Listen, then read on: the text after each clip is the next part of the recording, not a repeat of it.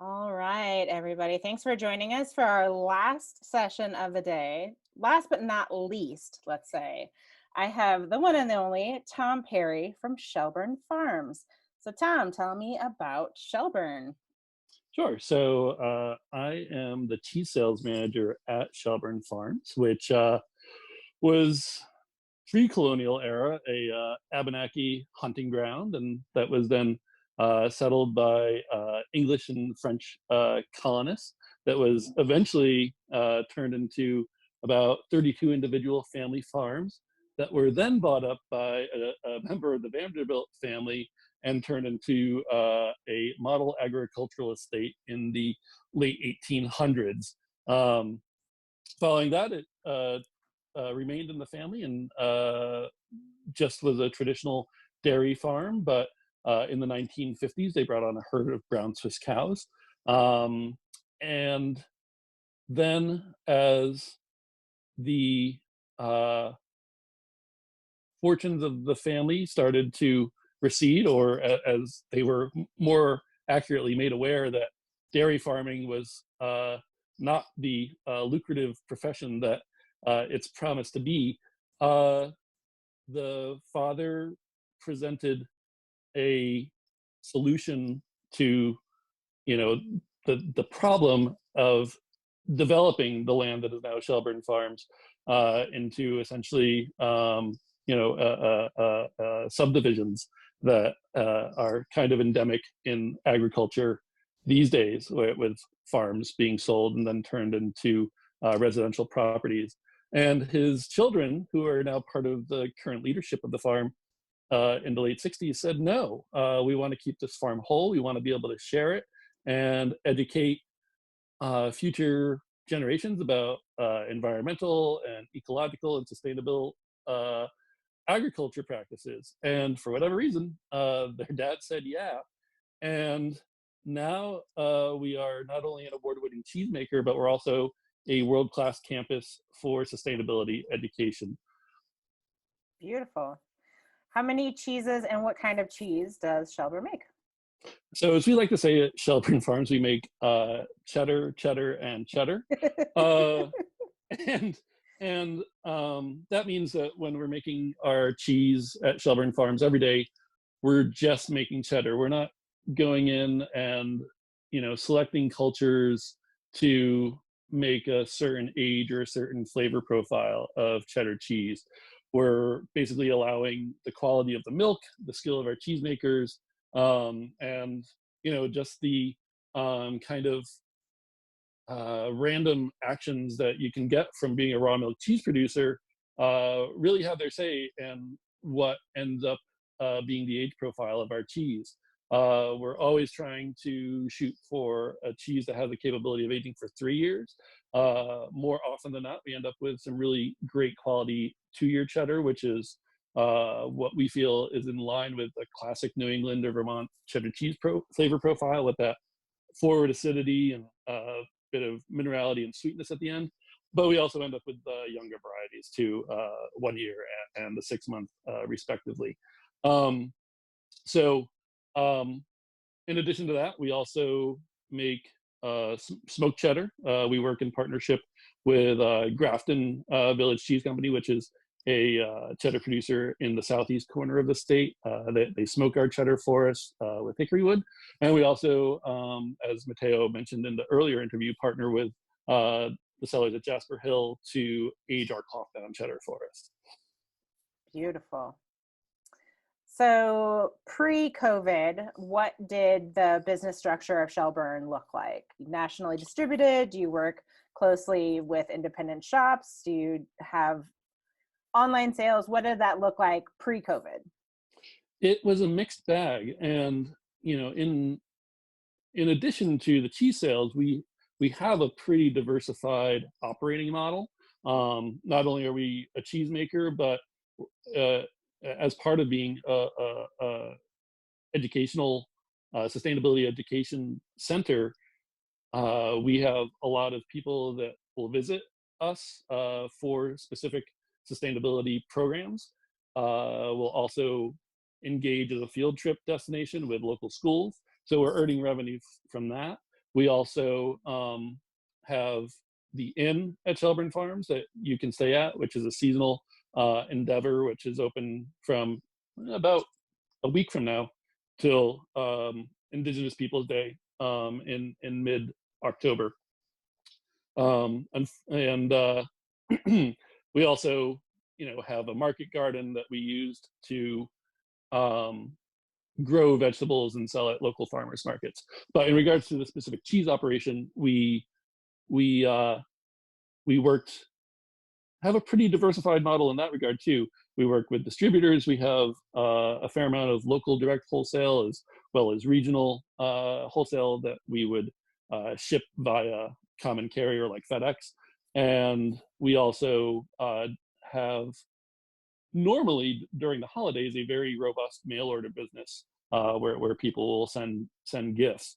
And now that hasn't been completely like flipped on its head, but we've seen about a 400% increase in mail order sales from this time last year, which is pretty significant for us. And we've seen a drop in distributor and wholesale operations or sales, but primarily it's not so much a drop in dollars as much as it is a drop in pounds. So people are definitely shifting the way that they're buying cheese from being more bulk pieces to more pre-packed pieces. Yeah. And then also you said that there's a lot of educational things that happen on the farm too. So obviously all of that has come to an end also. It has. In terms of the way that the pandemic landed time-wise, it's an interesting time in the, I guess, the season of Vermont. We really started paying attention to it here in Vermont around St. Patrick's Day. March 16th is when I believe when we really started talking about sheltering in place here in Vermont or limiting unnecessary travel. And that's kind of getting close to the end of ski season. So, you know, the way the weather landed this year, there probably was another solid month worth of, ski tourism that Vermont could have gotten out of that. And, that has a wide reaching effect. Like, not only does it impact the local ski areas, but if there's a bad skiing day, those skiers will go hither and yon throughout Vermont and engage with other businesses. So even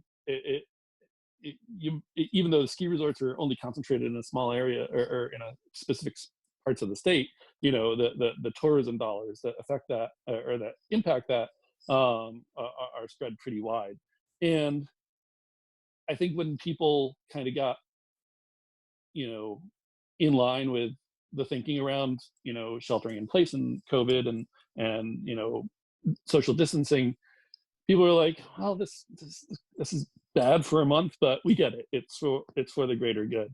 And I think we're going to see, and us particularly at Shelburne Farms are going to see a pretty dynamic shift in the way that we do revenue generation, because we're open to the public year round, but we don't have public programming per se at the farm. So if you were to come to the farm in the middle of summer, you would have to pay an admission fee to become part of or to engage at the farm, and you get a tractor ride and you get to see some farm animals, and there's educational programming throughout the day.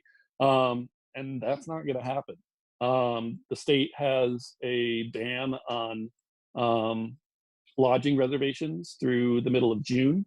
So we're not going to be opening up the inn on schedule. We're trying to find ways to, prepare ready to eat foods. We're working on a model for that.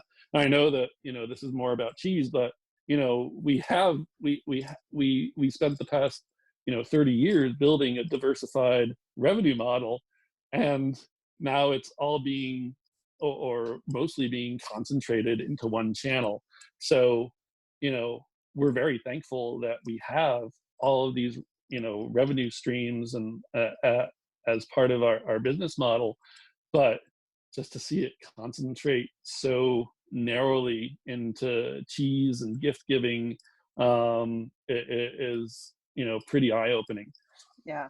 Well, that's one of the reasons why I was excited to talk to you about this, because I mean, if anybody who's ever been to Shelburne Farms, like I posted a picture of it once when I went and visited, and my whole Instagram basically was like, are you at the Harry Potter, like of cheese, or where are you? Like, cause it's such a beautiful estate, and it hosts so many fantastic events that, like, that's just a huge part of what Shelburne Farms is too, outside of just cheese. So it's nice to be able to talk to that sort of thing too, because some farms do want to have that more educational angle to it, and that's also being affected. So Yeah, and I always tell everybody that working at Shelburne Farms really takes the edge off of going into work every day, and it's often called the the Harry Potter of cheese. But I'm like, well, if you're a little more pessimistic, it can be the Winterfell of cheese too. So.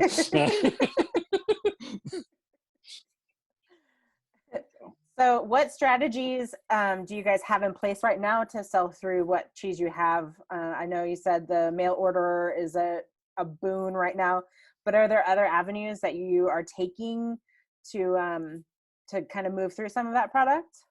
So, the good thing about being a raw milk cheese producer, and secondly being a cheddar producer, is being a raw milk cheese producer, we're required by federal law to age our cheese for a minimum of 60 days. So we're sitting on that cheese for that long anyhow. And also cheddar is a drier, harder cheese. So we're aging that cheese for a minimum of 6 months as it is. So, we haven't like done any like tricks or anything to like be like, oh, let's see how we can get like flavor to develop longer, or like let's change our aging practices. But the one thing that we are kind of cognizant of, and something that echoes what Matteo said earlier, is are we going to get to a tipping point where we're just not going to have room to store the cheese? And unlike Wisconsin, who has those cold storage facilities as essentially their affinage holding facilities to support a broader commodity cheese industry, deli cheeses and what have you, we don't have that here. At least not in the capacity that we might need.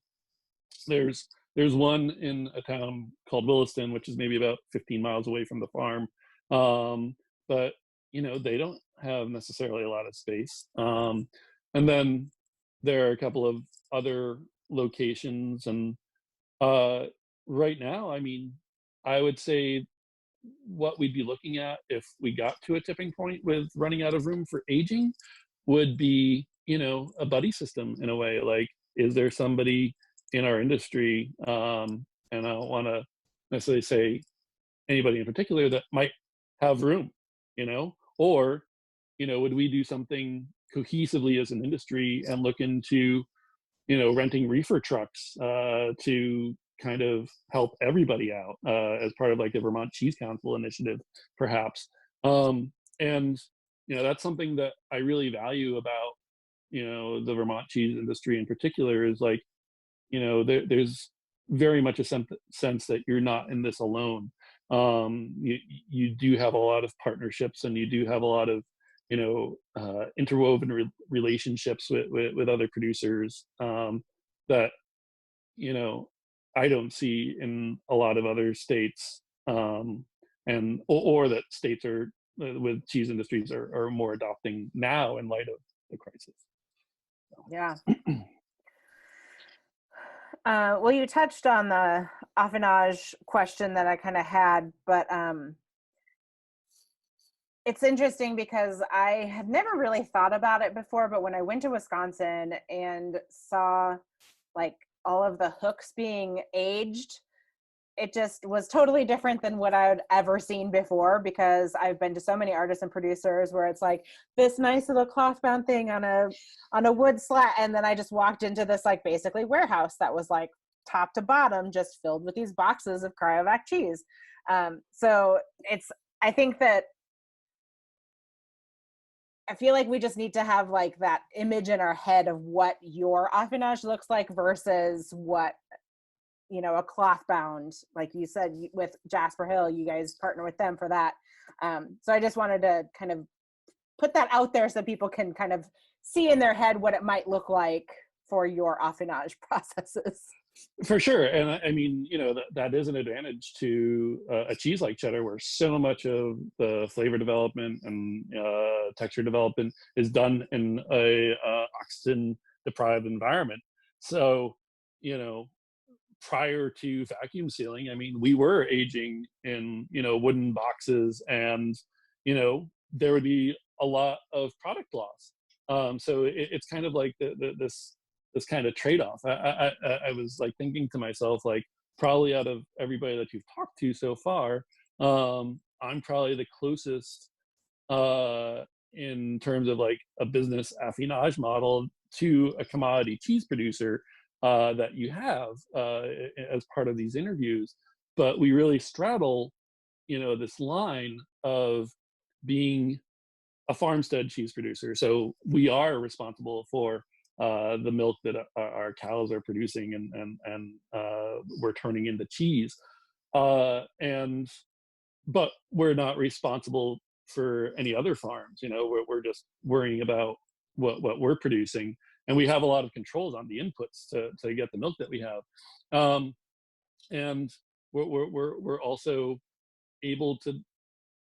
We are fortunate that if there is a situation where we aren't able to make cheese, because when the pandemic did start, we were starting to like social distance our cheese making team so that there wouldn't be as high a risk if one of them got sick, basically infecting the entire team, because that would be an awful scenario that we don't even want to think about. I'm trying to find wood that I can knock on.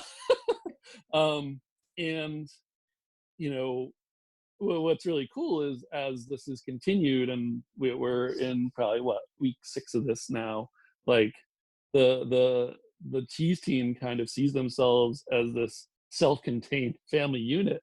And what that means is, like, I'm kind of in my own devices in the office at the farm, and they're doing their thing, and we have minimal contact between each other. Whereas before, I would walk willy-nilly through the cheese shipping area to get cheese that I would need for demos and sending samples out to customers. And that whole model has changed, and there's a lot more official protocol about, like, oh, hey, can you grab this and all that. So yeah, it's interesting. So, but yeah, I mean, being able to vacuum seal our cheese doesn't mean it's less of a cheese. It just means that we have less waste at the end of the day.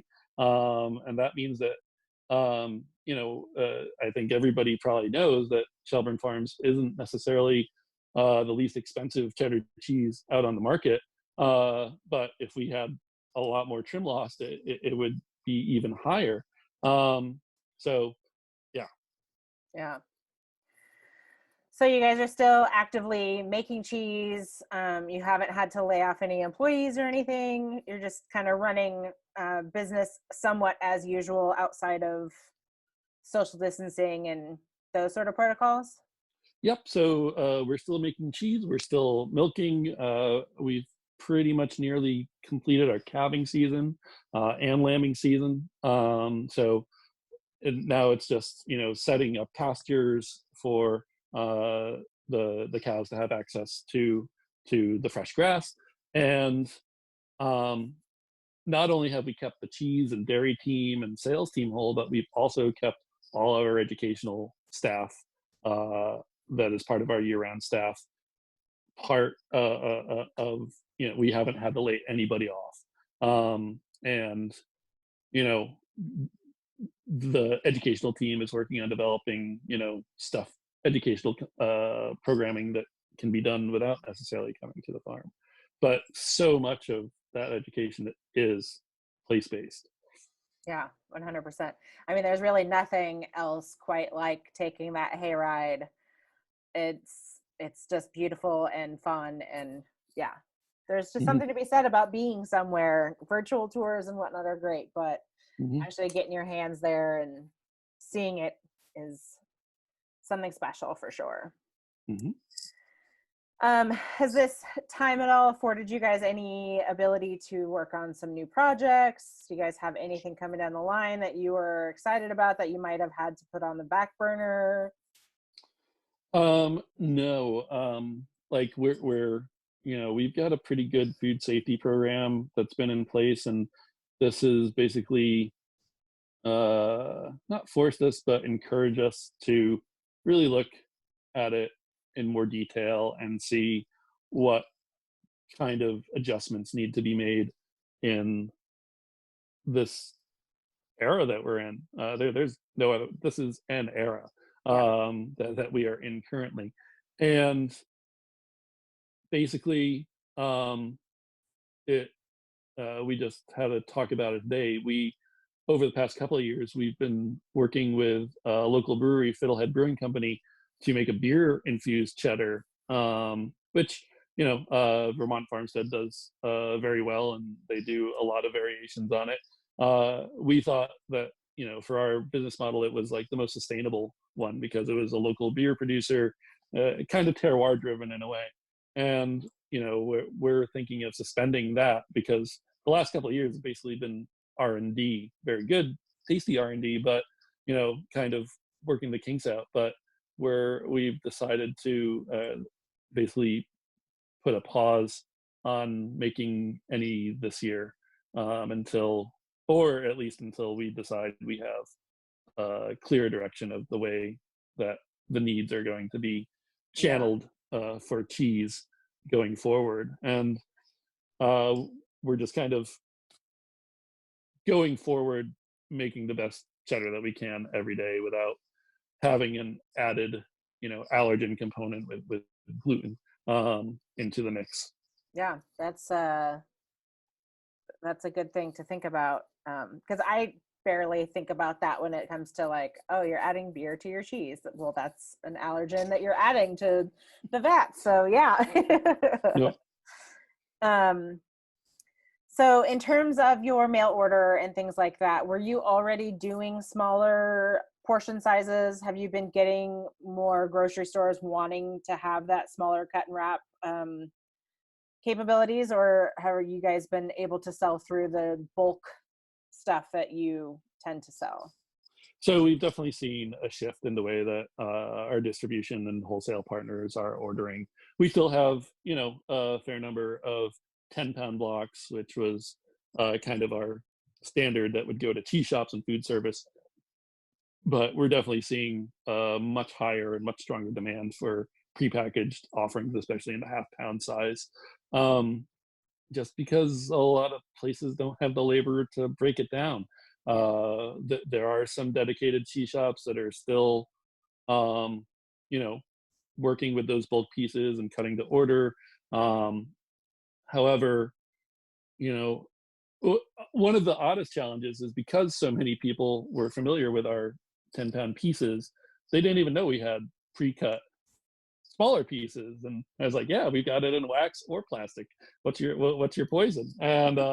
Um, and so it's been communicating that to our customers that there is an option for them. There's obviously a price difference because there's more labor involved, but you know a wonderful example is the green grape was like we usually sell a 40-pound block of your cheese each week, and we'll just order that same equivalent in half-pound pieces, and it's been working very well for them from what I've heard. So that's wonderful that they were able to pivot. I know that that's a word that is starting to like create a little twitch in some people, so I apologize. But they were able to adjust it so that they were still able to bring a quality product that their customers were familiar with in something that was able to save them on labor and time costs. yeah.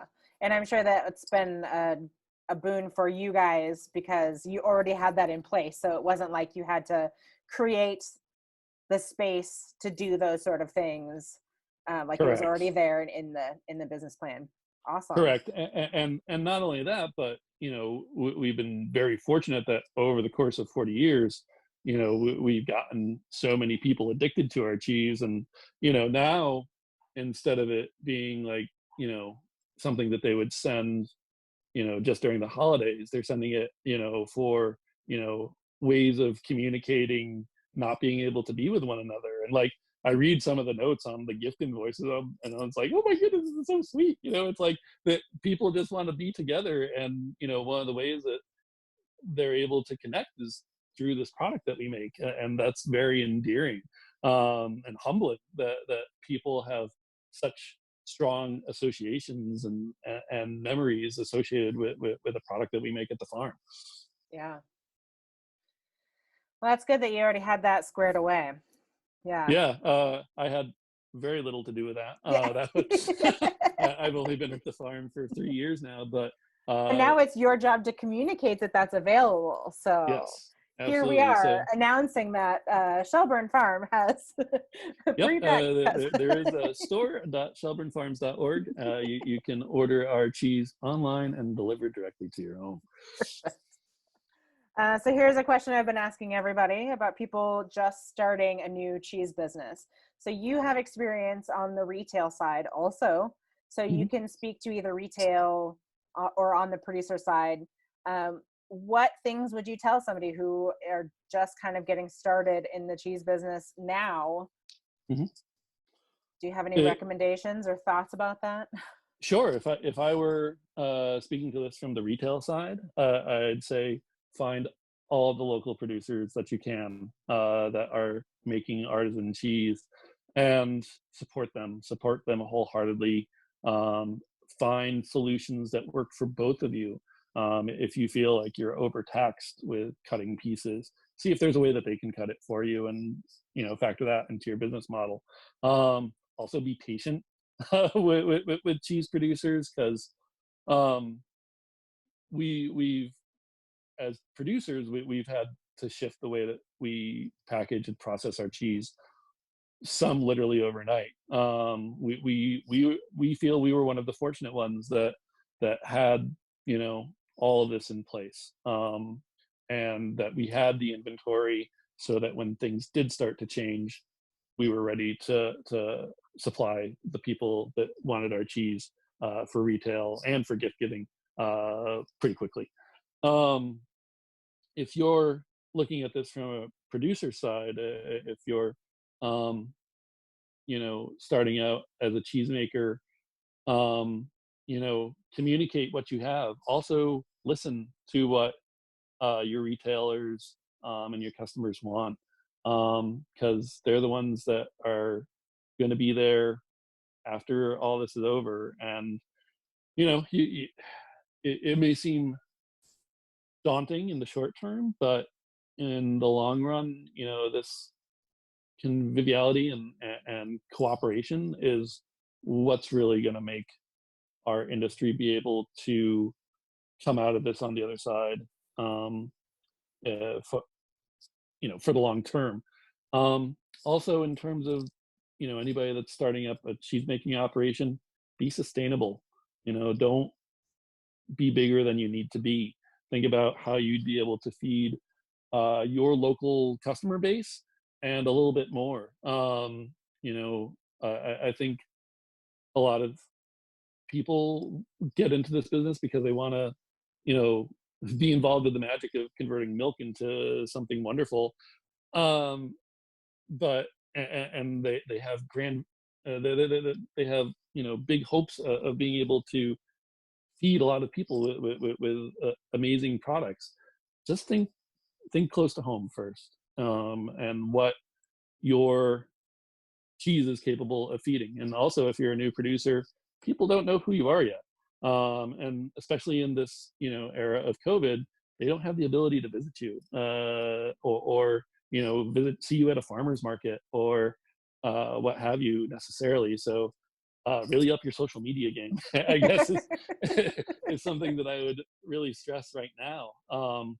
And even something as sundry as like when this all started, I did something on my Instagram that was like a kind of fast view of my commute into work, because it was when people were starting to not being able to go to work, and people were like, oh wow, could you do more of that at the farm?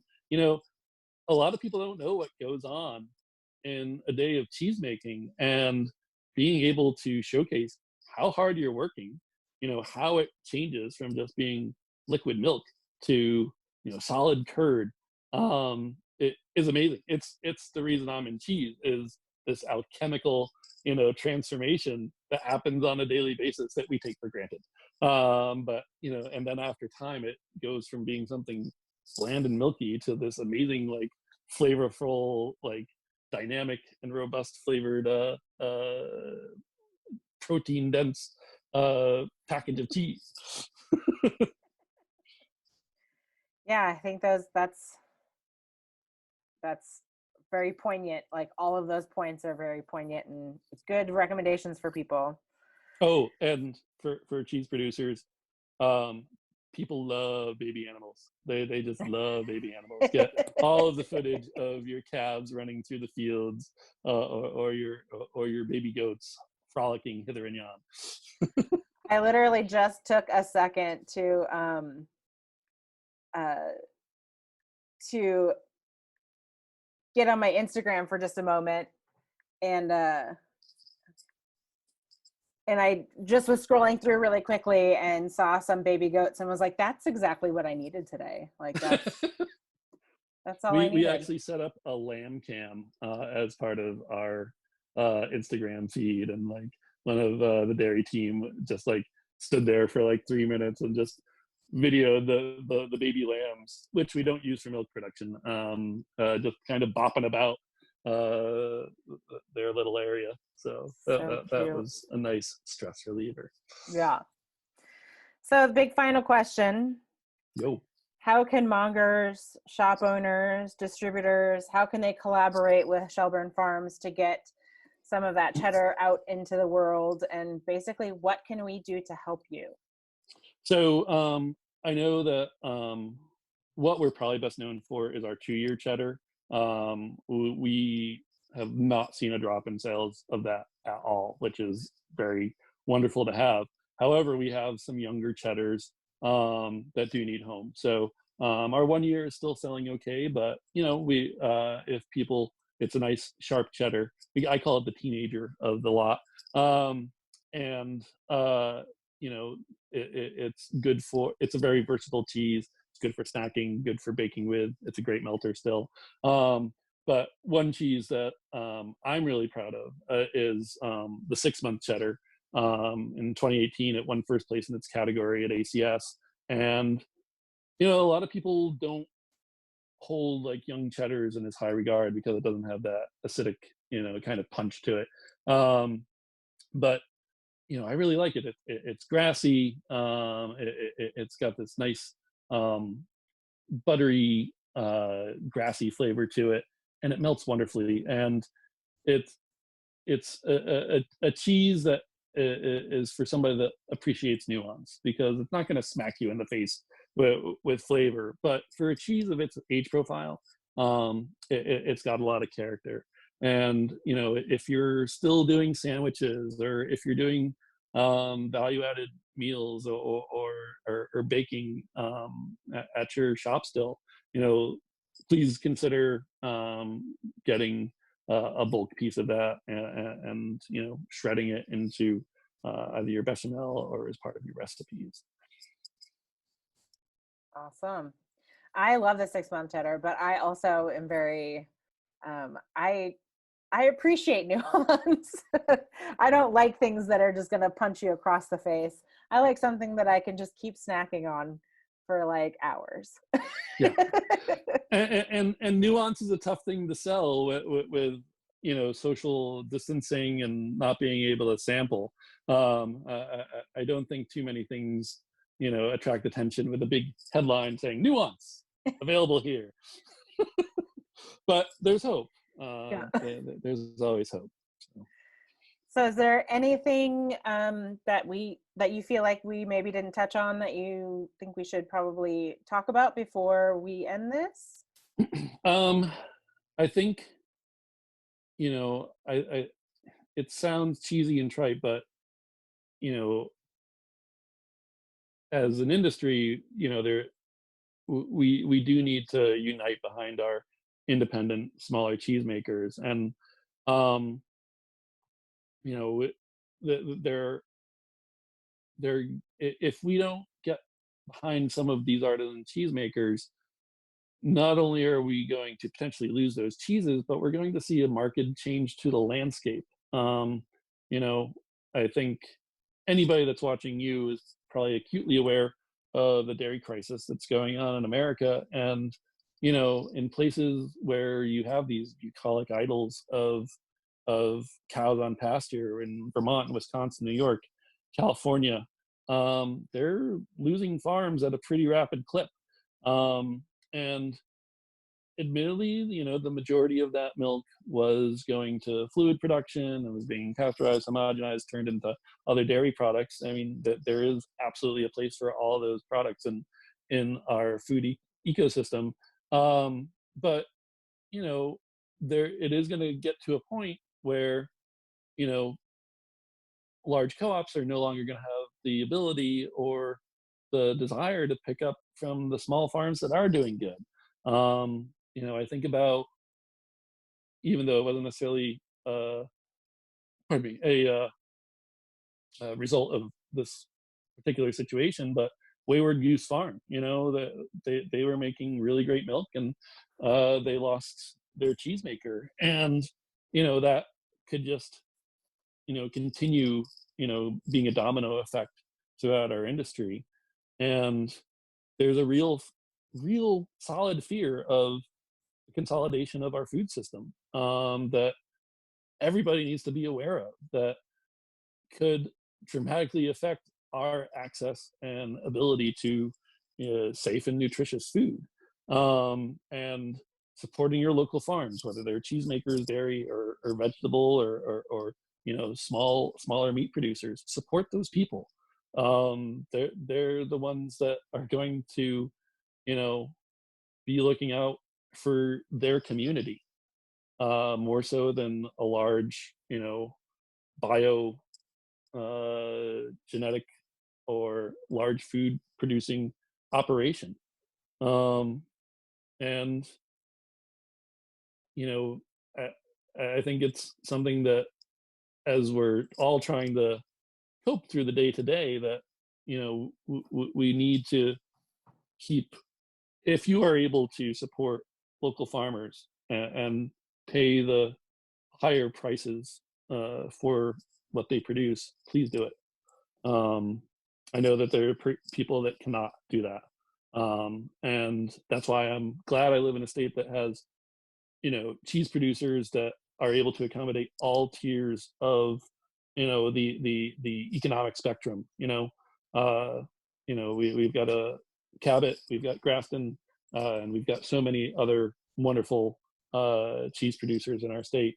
And yeah, but it's all pretty much sourced locally, or from close by, and we're very fortunate to have that going Well, and I for us. think that this virus has definitely shown a light on that, because as more companies had been starting to consolidate into larger conglomerations and losing out on those smaller dairies, I definitely feel like this has shown that your best option are your small local producers. The more we have of them, the better, because they still are going to be able to accommodate the food for your families in an Yeah. easier way than a big conglomeration could. So, Mhm. yeah. There is one last thing I would like to share. This isn't necessarily, in response to COVID, but we are still awarding the Daphne Zeppos Teaching Award this year in 2020. The application season ends on May 31st. So you've got a month to get, a little more than a month to get all your pieces together and submit an application. We've made some changes in light of the pandemic, including requirements of being an ACS member, of being what else? Oh, and if this is continuing for another year or so, we're extending your term of when you would be able and have to present. So please go to dzta.org and find the application packet. And yeah, That's an important thing because cheese education still needs to continue. So it does. yeah. It does. Well, thank you so much, Tom, for joining me. And I really appreciate your perspective and, what Shelburne Farm has to give to our community. So thanks for joining me. Thank you for having me.